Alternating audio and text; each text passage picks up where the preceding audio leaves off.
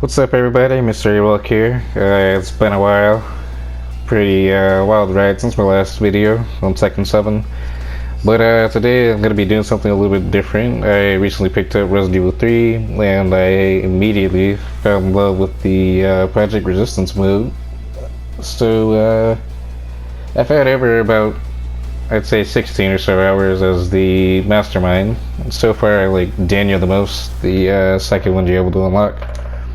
But right now I just wanted to do a quick video, I guess, on my current map presets.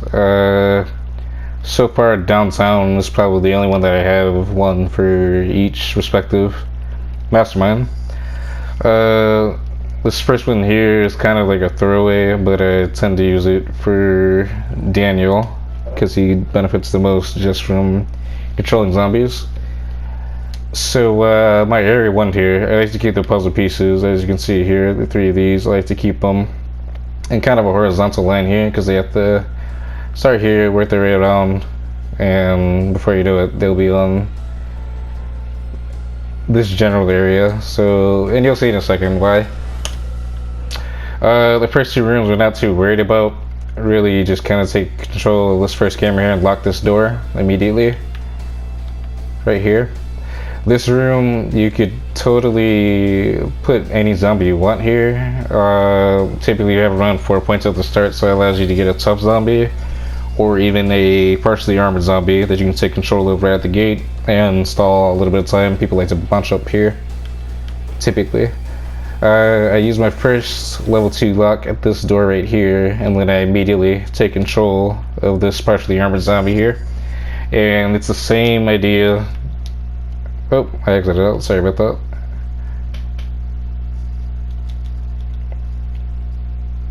It's gonna take a second. One more time.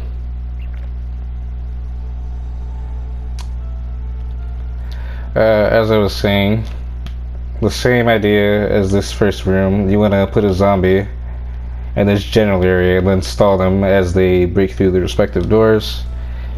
If they kill you, and actually bloaters might work better for this first door, because if they kill you in time or you blow up, they tend to fly backward around to this area, so you have time to get back in your camera and then lock this door again, and that stalls for a little bit more time while you switch to this camera and then take control of this zombie. This first zombie here, you kind of want to put another one down. If you have enough for another tough zombie, that'd be great. If not, regular zombies could do just fine. Maybe even want a landmine potentially. But just something to kind of back you up while you take control of this first zombie here. Now, a big part of this area, 1 at least, is this liquor here. I'm not a fan of kind of finding putting liquors inside of rooms because people can kind of just run out and then close the door immediately. But if you have them in an open space, like so, they have all this room to roam around, and you have the potential of someone running over here and getting jumped basically by this liquor here, while you're also taking control of partially armored zombies here. And you can also take control of this camera right here and spawn more zombies out of view while they're too busy getting chased by the liquor over here. The last 2 are kind of just general zombies. You just kind of take control of whoever busts through the door and you grab them immediately. You're probably gonna die. That's when you would probably switch back to this camera to spawn something outside like a bloater or something to blow them up on the way back. Same thing here. Overall, Daniel in this area 1 with this loadout, you kind of just want to stall and get everyone to at least yellow or caution. But that's really about it. You aren't typically going to win on this very first map here. So I'm going to move to area 2. This area is pretty tricky sometimes, because this whole first area is kind of fair game. You can't really do much but lock this door specifically to stall people. I do put a zombie down here for when they finally get the security guard, which spawns in most likely this room or this room. Sometimes he spawns in here, and these 2 adjacent rooms, but it's mostly these first 2 here that he spawns in. But by the time they get the security guard, they'd have to run back out. By the time they run out, you can take control of this first zombie here, or whatever zombie you choose to spawn here. Maybe you even have enough to spawn another licker out in this area. Important thing to know about Daniel, he benefits from Berserker syringes, and that increases your movement speed with zombies as well as some of your CC immunity. The rest of the creatures I have is the exact same thing as the last one, partially armored zombie and a licker. Once again, with lickers, you want to keep them in open spaces. This map it gets a little bit harder because they have the potential to run into either one of these rooms, but whenever they come out to this general area, this licker should still be here.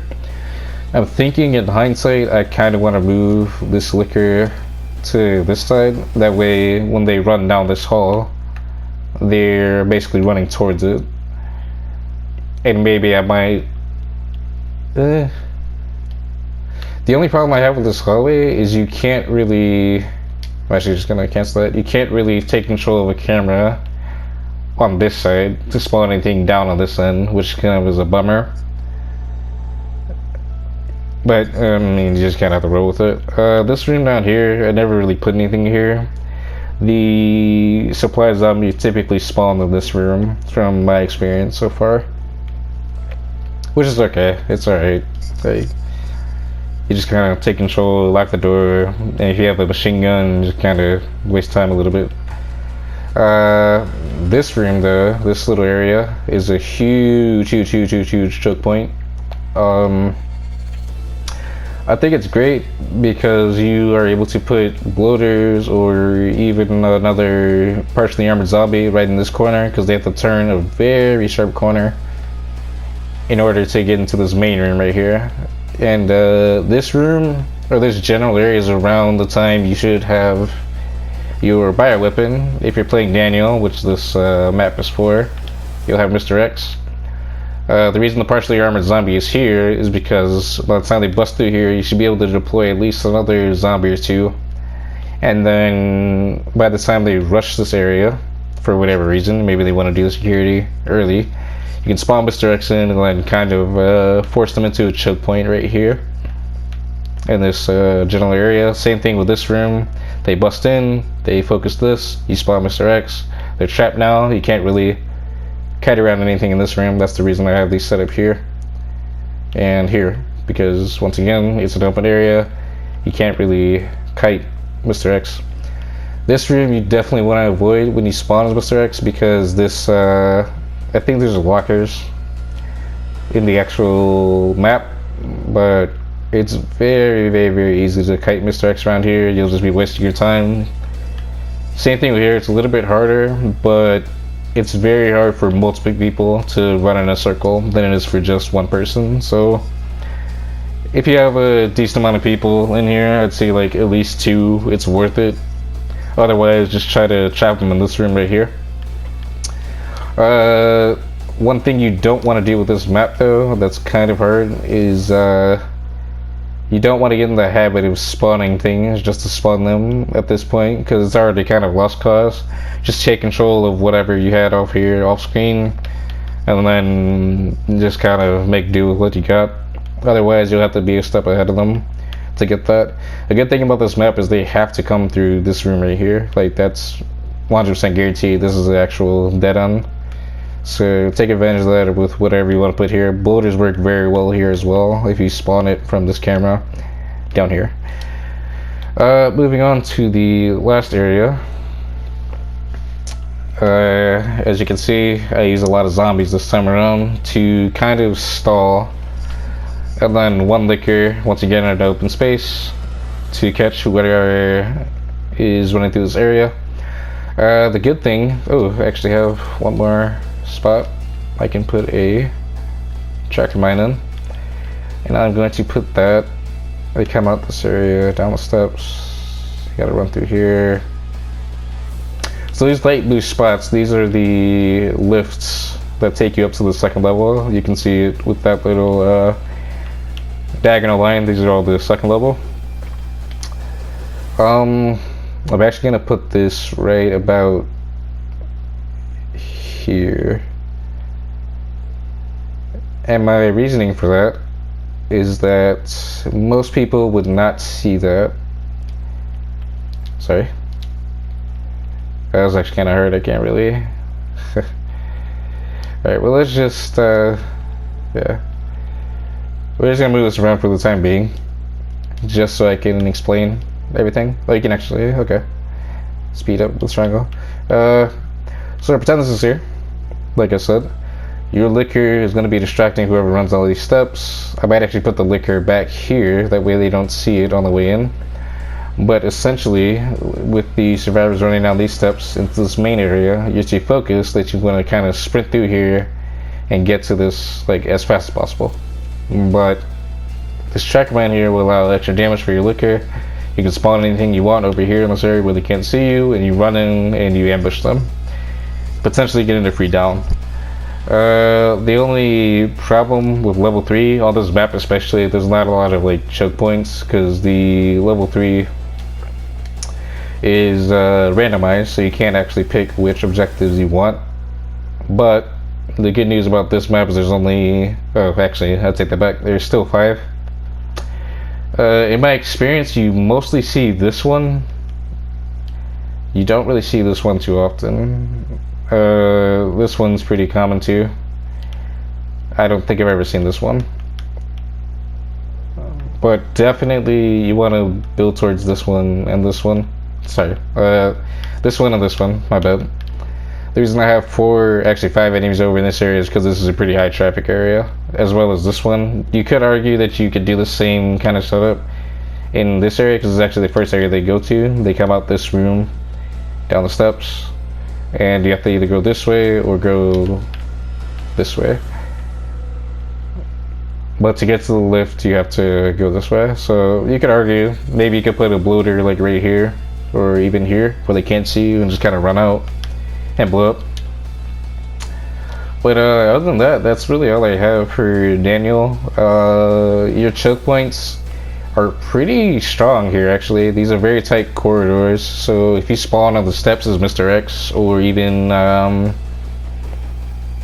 this lift here, you can easily box whoever is doing damage to the generators here with like, oh I think they're called biocores actually.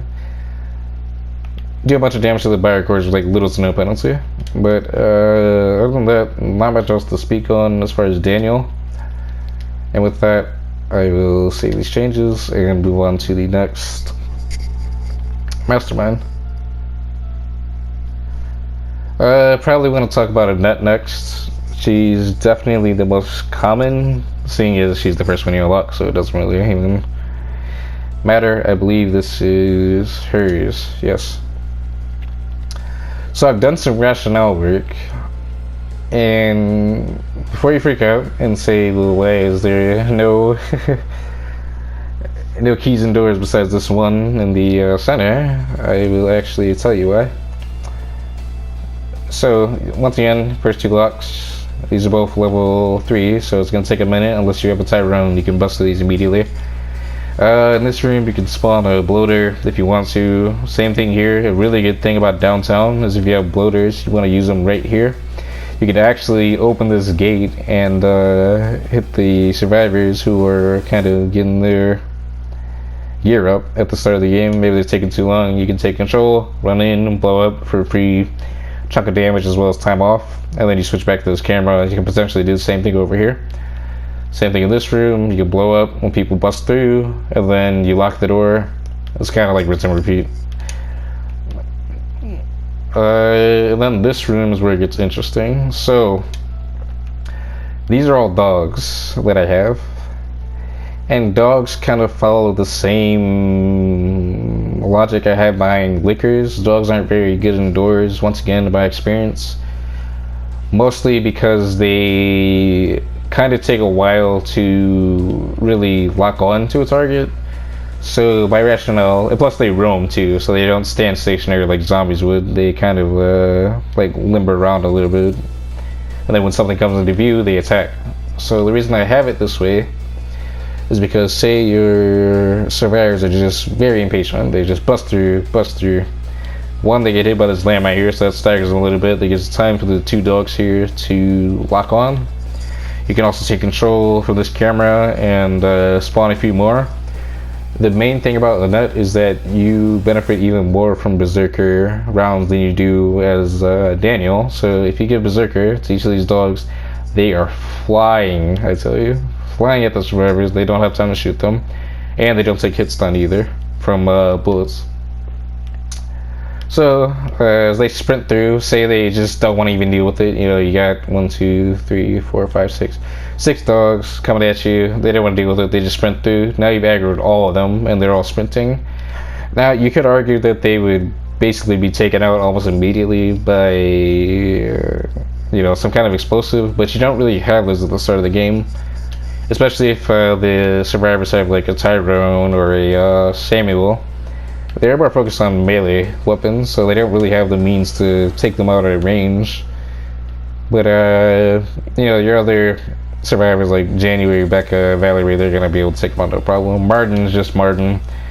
He doesn't really benefit from this map too much besides this one landmine, which is pretty iffy. So I don't know. And lastly, you don't lose too much for getting these dogs killed. The dogs only get 5 seconds back as opposed to a full 10 from killing zombies and 15 from killing lickers. The goal of this really is to not control these 2 cameras here, but this last camera as well as this one, to keep spawning more dogs back here, because they will roam out, and basically the more you have in this general area, the more that it'll be able to force them back up into this area. So you can spawn more maybe bloaters or something when they're not paying attention, because this camera is rarely used. You really want to stick to the corner camera so you get a full view of this entire area. Same thing with this one. You can only view this area, not so much this one. This camera is probably the worst camera on this map in my opinion. These 2 are just kind of general. You don't even need this one because there's no reason to come back here. This room, you kind of want to save for a bloater, potentially. You should have enough time to lock this door by the time they bust through these 2. Other than that, not too much in this room going on, so I'm going to just move on to the next area. Area 2, kind of the same thing. The dogs are a little bit more scary this time around, because they bust through, run out. You can go either way. You're sicked by basically all of them. You have plenty of time to spawn maybe 1 or 2 more dogs, because I actually take use of the clone card, so you should be able to potentially spawn 2. Same thing with this room. If you don't get it this time, definitely use it for this room. While they're too busy over here, you can maybe spawn a machine gun or something for the people running around and just get a few more shots off. Waste some time, lock this door, switch back to this one. These are 2 more dogs, as well as this last one is another dog. Once again, maintaining the principle of keeping them in open spaces, that way they don't get locked out. And that's really the reason that I have my locks in these 2 places, besides this one. This one, once again, this room isn't really used for much. You can't even put anything here. Most people don't even run here. They kind of just speed run their way through all the way to the front. But yeah, once again, keeping the dogs in open spaces so they don't run out of room to target people. This first room, plenty of time to set up a bloater. That's really all this room is good for. Potentially put down a landmine or something. Definitely turn off the light in here. Same thing with this room, bloaters. Really, yeah, that's the thing, just bloaters and dogs, honestly. Zombies are good, but zombies go down very quickly. And they're also prone to getting kicked off by characters like Tyrone and Samuel, so it's really a big risk, unless it's like one person just kind of run through, or you have a tough zombie with Berserker around. That's really the only reason I would use regular zombies. But the more I play, the more I kind of steer away from them. Like, none of my builds currently realize regular plain old zombies, because they just go down in like a few hits, and then they just get a free 10 seconds for like little to no effort. The rest of this is kind of fair game. You'll probably have Birkin by this time. I'm not too big of a fan of Birkin as a bioweapon, because he's very, very, very slow. But he's definitely harder to stun than Mr. X. I'd say the best thing about Birkin is probably getting an instant kill with his triangle, because he's very hard to stun unless, once again, they have a Tyrone or they have flashbangs. The way to get sorry about that. The way to get Birkin off is to actually shoot his eyeball, which is pretty hard because it doesn't glow in this game for some reason. I would say utilize Birkin and probably, once again, this area, same thing as Daniel, because by the time they get here, they're just gonna run as fast as they can down here. The reason I have my last security set up here rather than here, like I do with Daniel, is because there's no reason to come back to this area. They probably would have killed all the dogs, etc. So, you know, they'd be much better off setting up like a bunch of bloaters and traps in this area as a nut, because you do have a lot of bio to spare back here. And with that, I'm going to move on to my next and last area. And this is where I'm a little bit skeptical, but in theory it should work a little bit better. So that said, these are all dogs. I'm actually just going to take control of one just for the sake of showing you all my reasoning. So they come out here, down the steps. They probably have a clear shot towards these first two, but when they run down, these two will automatically aggro. As well as this third one, because that's where it came from. So you have three dogs running towards. You got plenty of time to set up on this camera and spawn a few more, or even behind them. If you still have Birkin and they run down this hallway, perfect time to spawn them. You can even go here on this camera and actually summon the lift early. That way they're blocked off, so they can't actually escape through there. They have to actually fight your Birkin. And the rest kind of just follows that same logic of just spawn as many dogs and bloaters as you can. Tough zombies are very good as well if you have the time to take control of them with Berserker rounds. That's really the only time they'd be viable, unless, once again, you have at least one person. Other than that, not much else about this. This is probably one of the lesser maps for Annette, as far as I know. She kind of shines when it comes to these little choke points here, because it's like a little alley. If you have Birkin, you can easily hit them with your circle attack, which is a pretty big wind-up and hits multiple people. Same thing with your square attack. Same thing goes for this corridor, this corridor. This one's a little bit more open, as well as this one. But other than that, that's really all I have for Annette, and we are going to move on to Alex Wesker. She's the one mastermind I hadn't spent too much time with, but I am a fan of her playstyle, because it's kind of a mix between Annette and Daniel, and I will tell you why in a second. So Alex's main goal is to basically utilize poison.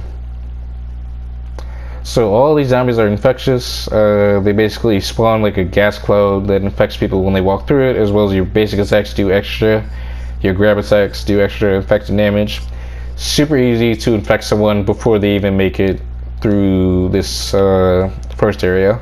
So that's really all she plays off of. I don't use any mines for her game plan, because you can just kind of set them up as you go. I put this last key all the way back here because I'm banking on people just kind of bum rushing this area. Once they get through this locked door, this is where you go back to this camera or this camera and spawn a bunch more, and then you do the same thing and just kind of attack as much as possible with infectious zombies. I do not utilize bloaters for my build with Annette, or sorry, Alex, for the sole reason that they don't really do infection damage, so it'd be kind of like, I mean, it's good for burst in the, you know, moment, but you kind of want to play the long game with Alex Wesker. Now, I'm not 100% sure what the infected status does in this game, because they don't really tell you. They just kind of say when you reach a certain point in your infection, you get adverse effects. They don't really explain what that is. I don't play Survivor too often, but when I have and I've been affected, from the looks of it, you get slowed. so you're like running an automatic caution pace. Actually, you can't even sprint. Never mind. And then you also cough, which stops you from using attacks, etc. So it's actually pretty potent when, say, you use these first two zombies here, and you get, say, two of them poisoned here. By the time they get here, they can't use their abilities to ward off these two zombies. And with these zombies as well, you definitely want to be taking control of them, because you can't trust the zombie AI to do it for you. It just won't work. Especially when there's only like two of them here and two of them here, they're going to kill them easily. Your goal is to just kind of hit and run, get your infection off, and then spawn more, in the later parts of the map. That being said, that's really all there is to Annette. You don't really do anything in this first section like you would with the other masterminds. This door is almost universal. You just lock this door. It's the first door. So, what good is it to just buy a little bit more time? It's nothing but beneficial. My puzzle piece placement, once again, kind of maintain that same horizontal. That way they have to run through here a little bit more. I don't know why anyone will put a key out here, because it's pretty easy to spot when you're running through. We might think of putting these here later, though. I'll think about it. With that, we will move on to our next area. Area 2, kind of the same thing. Definitely want to take advantage of enclosed spaces. Once again, the infectious zombies utilize AoE damage. Not AoE damage, but they go obnoxious clouds that have a pretty weak radius. So the reason I have this one here especially is because this entire section right here is now covered in poison, and you're pretty much guaranteed to get infected status for someone if you take control of this one, as well as put a couple more zombies down here, maybe a dog or two, I don't know. This first area really not your go-to, but I do have the security device over here for the sole purpose of having to come back through here, and you can spawn something over here, as well as lock this door, get another infected status pretty easily. This room kind of locked just to... Oh wow, where's my last one? I might actually change that up right now. I'm gonna put this here just so it forces people to come up here. The reason I've had this locked before, my rationale I guess before, was that people would break in here and see that there's nothing here for them. But now that I think about it, it'd be better to kind of force them to come in here. You know what I'm saying? I don't know. Maybe, maybe not. Let me know in the comments what you think. This area, same thing. You get a giant gas cloud. People who are on the device are automatically going to get hit by it. This is a really good choke point. Probably the best choke point in the map besides this general area here.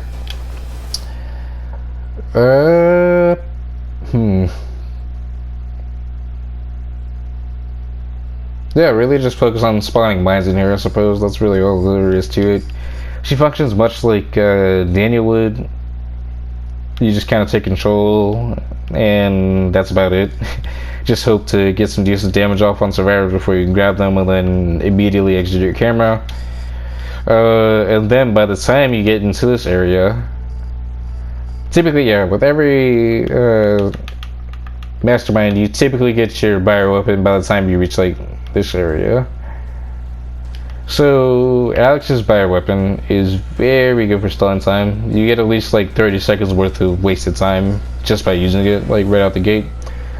You can actually save it either for this area, because they have nowhere else to go but here. They can't really run around you without you killing them. Or you can use it here, but it's a little bit harder. You kind of want to focus it like right in this area. It's a big old plant. You can't really walk through here. Or you can actually block the exit. They can't get through.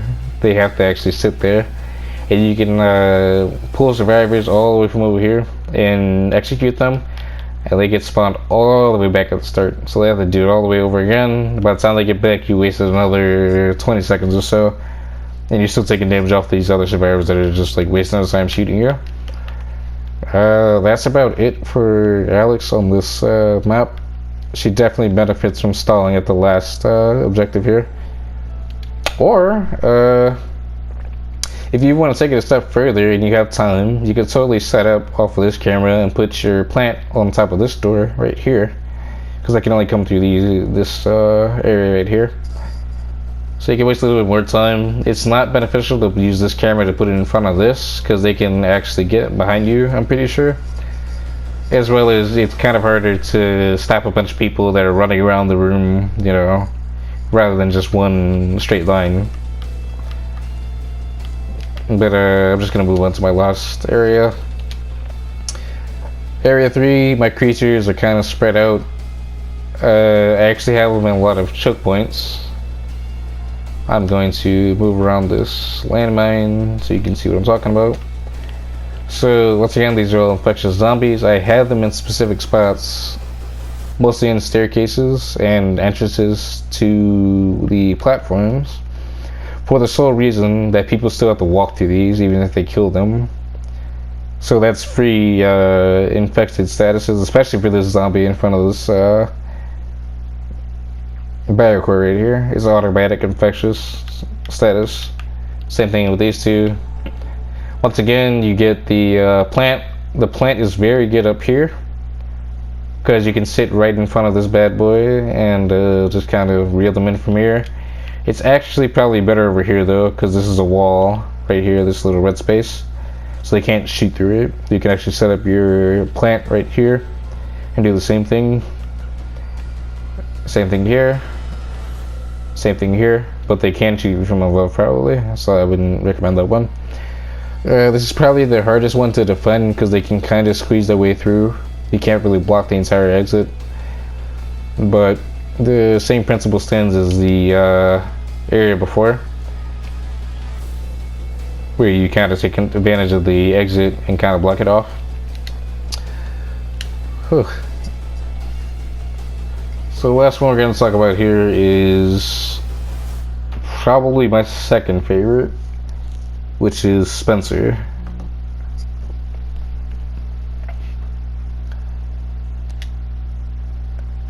And Spencer is where the real fun, in my opinion, kind of kicks off.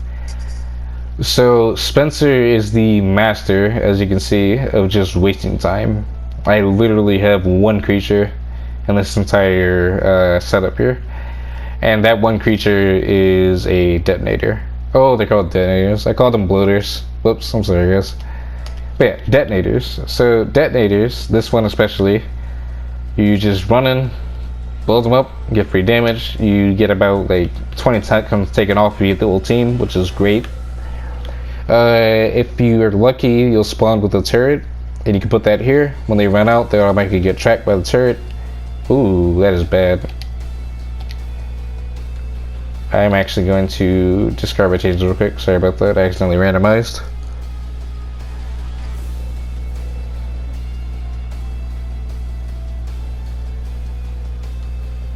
One more time. Sorry about that.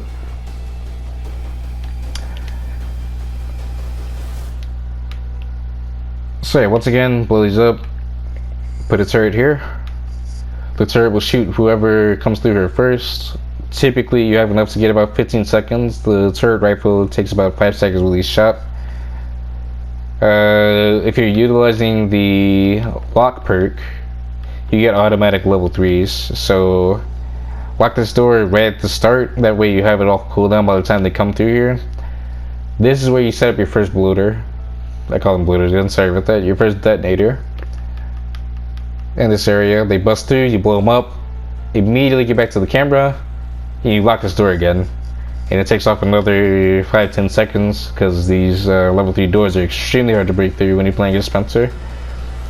And with that, you kind of leave this first room alone right here, because you really don't have time to spawn anything else without it automatically getting killed. That's when you, if you have a clone, you set up another detonator here. If you have enough for a turret, you put it on this camera right here for a good reason, because it catches anyone running through here. They run through here, they're still getting tracked, This camera does not have the same amount of vision, and it takes a while to track people that are directly in front of the camera. On this camera, you can set up a rifle. I don't recommend it if you have a machine gun ready though. And you get very quick points taken off. Machine guns are definitely Spencer's strong point. If you have enough for another turret, you put it here. If not, you just get another machine gun if you can clone it and take up more time for anyone running through this general area. The first key is over here for the explicit reason of this camera or this camera tracking it with a turret, because people are gonna easily get hit by these.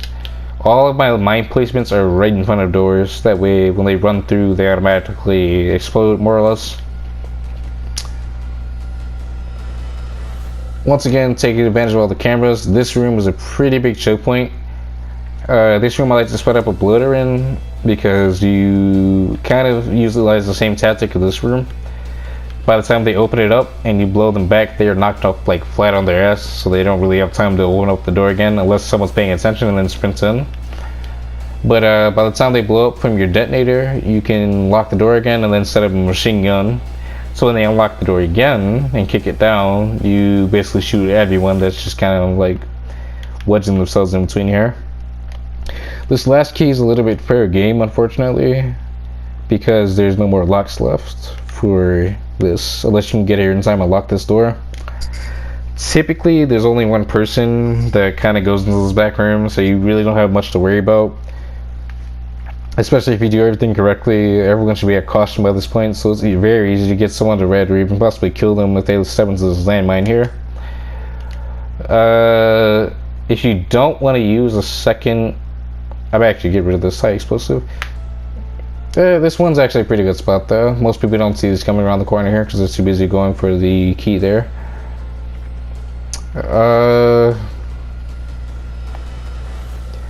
If you don't want to use an extra landmine, say you want to get rid of this one's kind of useless. You actually don't really typically need this one unless people just aren't paying attention. You can actually get rid of this one, and you can switch out the high explosive landmine here and get it like a normal landmine. Doesn't really make too much of a difference. And you can actually put a bear trap here, like hole trap. It's a bear trap, same thing. And by putting the bear trap here, you should have enough to have at least one type of gun, whether that be just a plain old rifle. Even turrets still work wonders on people leg trap because they can't move away from it, and they do the same damage as rifles. Or a machine gun, which is probably the best of the three. And if anyone's leg trapped, you basically get an instant kill because they can't dodge any of your bullets and they just get melted. You kill them, lock the door, turn off the lights, set up a landmine, perhaps, maybe even a bloater. And it's kind of rinse and repeat with the same bloater tactics. You know, they bust through a door, you blow them up, you lock the door, and just waste as much time as possible. This camera is not of much use to Spencer because you utilize a lot of guns from cameras, so it's kind of hard to sweep this general area with this camera. It doesn't have much of a field of view. You can aim down this hallway if people are like preoccupied, but it's not common that you get a chance to do it. The only thing I could think of with this camera specifically is definitely not a turret, because it's going to take forever for it to lock on here, and then, you know, they run here. Before you know it, they are already out of the field of view, so definitely do not put turrets on here. Machine guns, potentially, but you want to use this camera to deploy detonators over here in this staircase here, for the sole purpose of you're concealed for anyone who runs in this room, and then you just gotta run out, run here. When they open the door, you blow up, boom, and then you're back on this camera. And that's really all there is left to this general area. You don't want to waste any more like machine gun bullets unless they're just, you know, wasting the time around here. On to area 2. I'm gonna fly through it because the principles are pretty much the same. You don't utilize a bloater though for this area because there's no door here, so it doesn't have the same effect. But they run through. You can set up a turret here and then set up a machine gun here because you have full view of this. Definitely lock this door and turn off this light though. This is a very good choke point right out the gate to waste a lot of time. I might actually get rid of this landmine here. What is that? Yeah, just plain a landmine. Definitely take, wow. Yeah, these are bad placements. Maybe I shouldn't be baking guides. Okay. We're actually gonna put this. Ooh, I got one better. Yeah, it's tough though. This is where it gets hard because light hole traps aren't the most effective sometimes, especially in a map like this because there's not a lot of high traffic areas, and if you put them next to landmines they get blown up with it, so they're useless basically. I think I'm actually gonna put my light hole trap on this side actually, adjacent. That way no matter where you run you're gonna run at least to one trap. If you turn off this light, it's very hard to see these because you just sprint through here. You can't really run on this side anyways because it's kind of tight. But definitely they'll run to this. You have your machine gun here and you just blast them, get a free kill. Lock this door for anyone trying to escape. Same thing with this room. You want to use bloaters here, bust open, blow them up, lock the door. Take control of the machine gun, they bust through, you shoot them. And that's really it for this part. You have two cameras here because you have two different angles to shoot them from when they go back for this security kiosk here. And even if they blow up these two, you have this last camera here that you're able to lock this door with and then take a couple more pot shots. Might want to actually utilize a turret here because they'll shoot whoever comes through this area. And once again, this is only when they're coming back though. The turret's not good at the start because they can just run directly down this alley and you won't have any more field of vision on them and you would have wasted 4 points. The death field, forgot to talk about it. That's his bioweapon. To me it's only good for people who are stationary, so if they're doing the security here or here, or maybe they're reviving somebody, maybe they're just coming through a door, that's when you would deploy it. It does 400 damage per second and it melts people pretty quickly who are especially on caution, assuming that you've done, you know, considerable damage throughout the entire match. It wouldn't be hard to down anybody. Do not use your security field, your death field on this. It's not gonna end well. People can just walk out and then walk back in and you would have wasted it. Definitely save for a different timing. And with that, not much else to really say.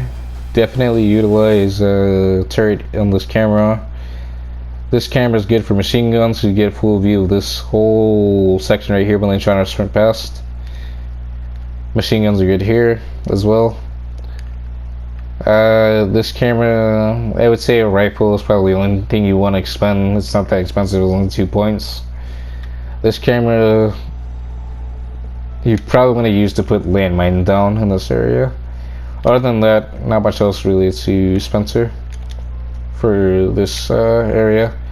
Area 3 is where it gets tough because the enemy team, the survivors, are typically elevated on all these platforms that have staircases. So it's kind of hard to shoot people who are above you or whatever, or more so because they have a clear shot towards you. But you can get lucky by playing with the lifts here, these two lifts, because it doesn't let people escape. It lets you get clear shots from each of these caravans. That's probably the one saving grace of this map, is there's a lot of open area to get shots off, and it benefits really well if you have a turret on one side, doesn't matter which one, and then you have a gun operating on the other, because people are forced to run around and you get free shots on them as they kind of panic. Take use of landmines on staircases. Most people don't check them until it's too late. I kind of got lucky with the placement of this one because it's actually on a stair, which is probably even harder to see. Utilize your depth fields on these types of areas because it's a very tight corridor and not a lot of space to dodge it. You probably have to use it off of this camera, most likely, because it has the better field of view as opposed to this one. This is actually two of them. This is a very good spot for a turret This is a good spot for a turret, and this is a good spot for a turret. These three, very good spots for turrets because they have a very wide view, especially this one right here. You get the view of basically everything that's in this little angle that I'm kind of circling here right now.